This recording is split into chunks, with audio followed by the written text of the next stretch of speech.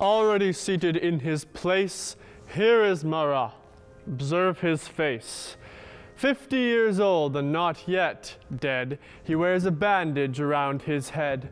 His flesh burns. It is yellow as cheese because disfigured by a skin disease, and only water, cooling every limb, prevents his fever from consuming him. To act this most important role, we chose a lucky paranoiac, one of those who've made unprecedented strides since we introduced them to hydrotherapy. The lady who is acting as his nurse, whose touch certainly makes him no worse, is Simone Evrard, not Charlotte Corday. Marat and Evrard united one day. They shared one vision of the just and true, and furthermore, they shared her money too. Here's Charlotte Corday, waiting for her entry. She comes from Caen, her family landed gentry. Her dress is pretty, shoes chic, and you'll spy she readjusts the cloth around her thigh. Historians agree, so it's not lewd in us to say she's phenomenally pulchritudinous.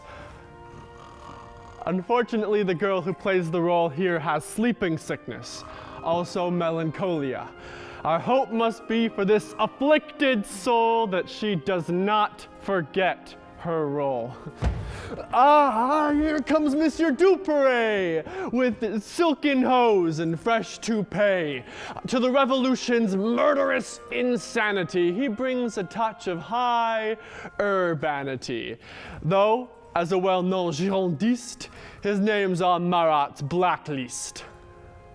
He's handsome, cheerful, full of zest, and needs more watching than the rest.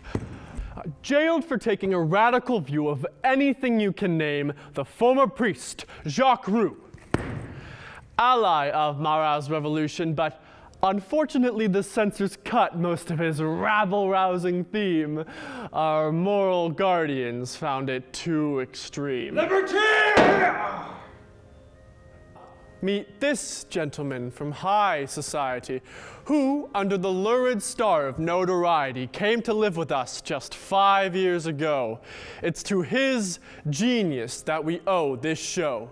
The former Marquis, Monsieur de Sade, whose books were banned, his essays barred, while he's been persecuted and reviled, thrown into jail, and for some years exiled. The introduction's over now. The play of Jean-Paul Marat can get underway. Tonight, the date is the 13th of July, 1808.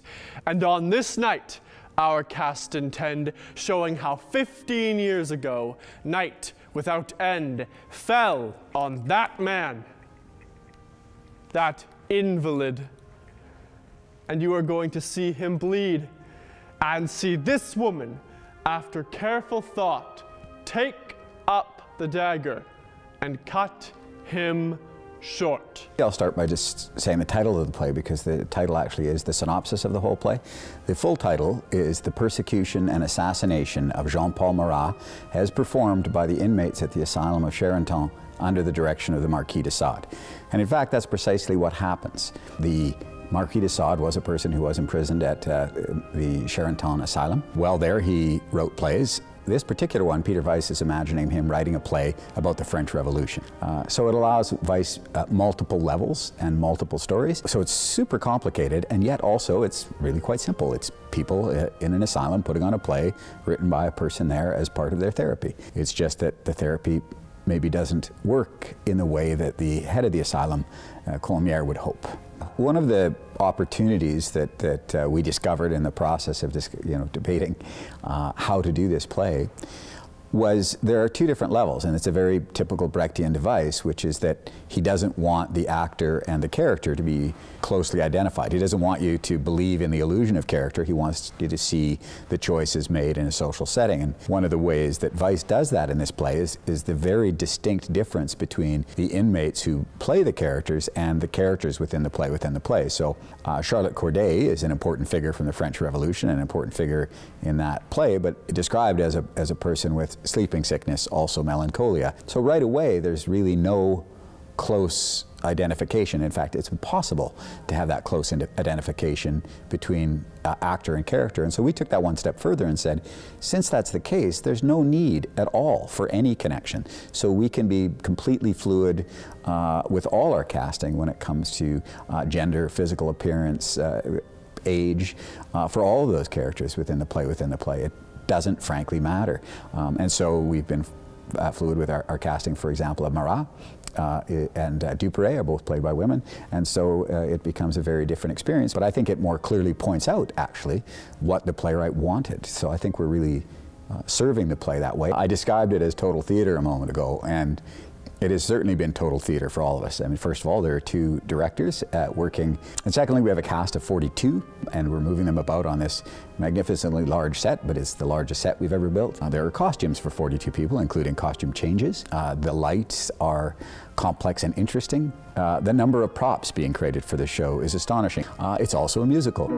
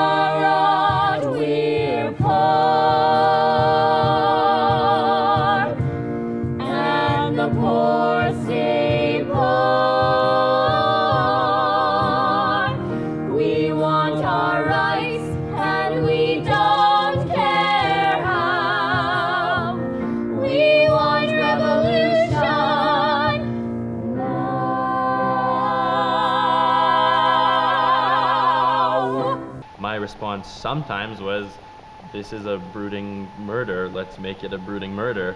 And sometimes it's the concept of murdering someone in a modern world is so absurd, I hope, that there is something funny about it. There's something funny about someone singing the line, "So I say no, and I go to murder you, Mara, Spoilers. and free all mankind."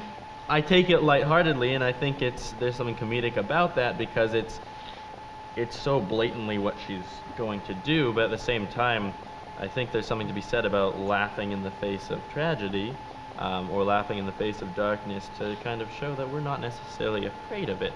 And so I think that's what this show does. I was walking into this like it was a musical, and I think I've never been more aware, because I do both, of the differences between straight theater and musical theater than I was the first time I came to a rehearsal, because it's just so different. What you expect from the cast, what they're, putting out, and it's not that either's better or worse, they're just wildly different. And priorities are so different from what I was walking in expecting, that it took, I think, a few, maybe even several rehearsals to kind of click into the way this show would work. It's also sort of a musical, but it's really interesting in that way because when the show was written, there's actually no music or even like real lyrical structure to the songs. So every time the show is put on, there's a whole new score and music and everything else written for it, which is really neat. And Quinn wrote it, and it's fantastic. It's very catchy, and when you come see it, the song will come stuck in your head for a long time. We So hope. get ready for that. It's like something you've never quite seen before, and I don't know how many chances you get to see it in your life. Come and see a lot of really interesting work. It's going to be a ride.